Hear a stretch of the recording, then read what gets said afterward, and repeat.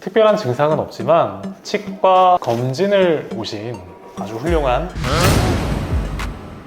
소리 없이 찾아와서 난감하게 만든다는 전혀 상상치도 못한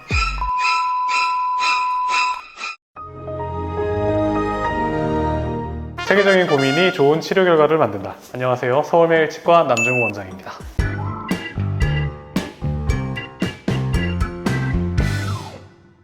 구강검진하고 스케일링하기 위해서 방문해주신 특별한 증상은 없지만 치과 검진을 오신 아주 훌륭한 40대 여성분이십니다. 그러니까 미리미리 뭔가 문제가 있는지 찾아보고 발견이 되면 치료를 하려고 오신 거죠. 그런 훌륭한 목적을 가지고 방문을 해주셨는데요. 작은 충치 뭐 이런 것들은 혹시나 있을까 싶으셨을 텐데 전혀 상상치도 못한 어떤 게 발견이 되냐면 오늘의 주제는 치조골, 그러니까 잇몸뼈 속에 생기는 물혹에 대한 건데요.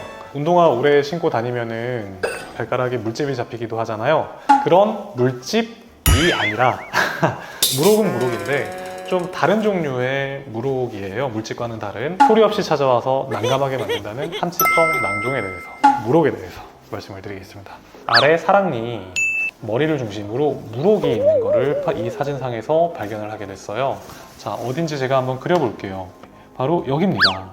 여기에 이렇게 물혹이 있는데 어떻게 보이시나요? 잘 안 보이시겠죠? 전문가가 아니니까. 전문가는 제가 설명을 드릴게요. 사랑니가 이렇게 뼈 안에 묻혀 있으면은 그 주변에 뼈니까 하얀색으로 이제 칠해져 있어야 되는데 여기는 뭔가 검해요. 검었다는 거는 비어있다는 뜻이거든요. 이 검은 부분에 액체가 차 있고 물혹 껍데기가 이렇게 주변에 있는 이런 물혹이, 저희는 이제 낭종이라고 부르는데 이런 낭종이 발견이 됐어요. 이 낭종이 이 정도면은 사실 생긴 지 얼마 안 된 게 아니라 생긴 지 좀 오래돼서 좀 커진 상태인데요. 이 안에 이제 액체가 있다 보니까 압력이 있고 그 압력 때문에 서서히 치아를 밀어내서 위치를 변이시키기도 해요. 이 사랑니 같은 경우에는 지금 앞에 치아랑 좀 떨어져 있는 걸 볼 수 있고, 이 떨어져 있는 게 이 물혹의 압력에 의해서 뒤로 밀렸기 때문에 이렇게 떨어진 것으로 보이고요. 그동안 물혹이 압력이 심한 겁니다. 심하다는 말은 굉장히 좀 애매한 말인데 사실 치아를 이동시키는 데는 아주 큰 힘이 필요하지 않아요. 오히려 적절하게 작은 힘이 오랫동안 작용할 때 천천히 치아가 이동하는 거거든요. 뻥 터질 정도의 그런 압력이 아니에요. 작은 압력이 꾸준히 가해지는 거죠. 그리고 얘는 밑에 있는 신경도 눌렀어요. 이 사진상에서 보이는 이 하얀색 선, 이 두 개가 일종의 파이프, 신경이 지나가는 파이프 통로예요.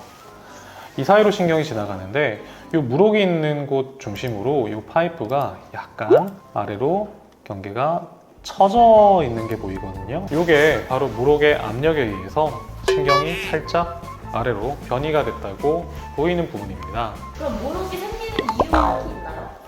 물혹이 생기는 이유를 정확히 알 수는 없어요. 뭐 여러 가지 원인에 의해서 발생 가능하다고 추측을 하는데 원인은 정확히 알 수 없다.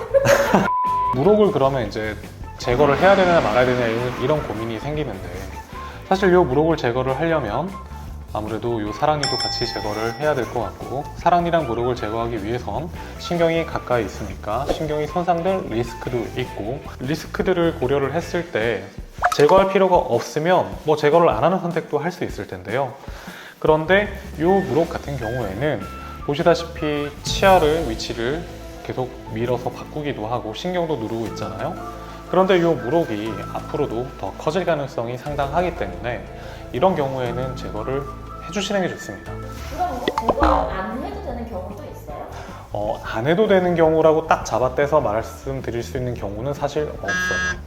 사실 물혹이 굉장히 작을 때에는 엑스레이상에서 잘 구분이 안 될 수도 있어요. 이게 물혹인지 아닌지. 그런 상황에서는 당장 그 부분을 수술해야 될 이유가 따로 없다면 추적 관찰을 하는 거죠. 6개월, 1년 단위로 한 번씩 다시 사진을 찍어보면서 방치가 아니에요. 물혹이라고 하셨으니까 진짜 거기 그 물 주머니라고 생각해도 되는 건가요? 사실 이 방사선 사진 상만으로는 정확하게 알 수는 없지만 대체적으로 이제 액체가 차 있는 경우가 많아요. 액체가 있고 그 겉에는 세포로 이루어진 껍데기. 그러니 어떻게 보면 물혹이라는 표현이 그렇게 뭐 이상한 표현은 아니죠. 액체가 들어있으니까 이게 터질 수도 있을 것 같은데. 근데 그게 보통 자연적으로 터지진 않고 외과적인 시술을 통해서 터뜨리거나 제거를 하는 거죠. 묻혀있는 사랑니를 뽑을 때도 잇몸을 절개하고 째서 뽑잖아요. 그거랑 하나도 다를 바가 없어요. 지금 이 환자분 같은 경우에는 무록의 사이즈도 그다지 크지가 않았고 사랑니 주변으로만 있었기 때문에 어떻게 보면 사랑니를 빼면서 약간의 그냥 술식을 추가하면 나와요. 예를 들어서 이제 무록이 너무 크다. 너무 크면은 그 무록을 싹 제거하고 나면은 뼈 안에 너무나 큰 구멍이 뚫릴 거 아니에요? 그러면은 감염도 잘 될 수가 있어서 그런 경우에는 무록을 한 번에 이렇게 꺼내는 게 아니라 점차적으로 줄인 다음에 작아지면 꺼내는 방법도 있어요. 조대술, 감압술 이렇게 부르는 술식이 있어요. 뭐 쉽게 설명드리면 터치는 거예요. 터쳐서 액체가 나오고 이제 그냥 단순히 구멍만 뚫어서 터치면 다시 그게 메꿔지면서 다시 물이 찰 수가 있는데 그게 구멍이 메꿔지지 않게, 그러니까 구멍이 계속 뚫려 있게 일종의 작업을 해주는 게 조대술, 감압술입니다. 그래서 그쪽에 계속 이제 물이 차질 못하면 그러니까 압력이 없어지겠죠? 압력이 없어지면 이제 그 공간을 주변에서 뼈가 자라나서 점점 작아지는 거예요. 그게 많이 작아지면 제거하는 거죠. 근데 이제 제거를 할 때 그 무록 요 껍데기라고 표현한 그 세포들을 최대한 모두 제거를 해야 재발이 안 돼요. 그게 일부 남으면 그게 다시 또 비슷한 무록을 다시 만들 수도 있게 되거든요. 여기 보시면 뭔가 이렇게 살덩어리가, 피가 묻은 살덩어리가 보일 텐데 미더덕 같이 생겼어요. 실제로 보면 꺼냈으니까 터진 미더덕이죠. 터진 비도 속에 있는 액체가 터지고 빠져나갔기 때문에 쪼그라들어지는 상태인데, 자, 이 조직을 조직 검사를 보내서 정확하게 병명이 뭔지를 이제 보고 그 다음에 그 병명이 나오면 이제 진료가 마무리가 되는 거예요.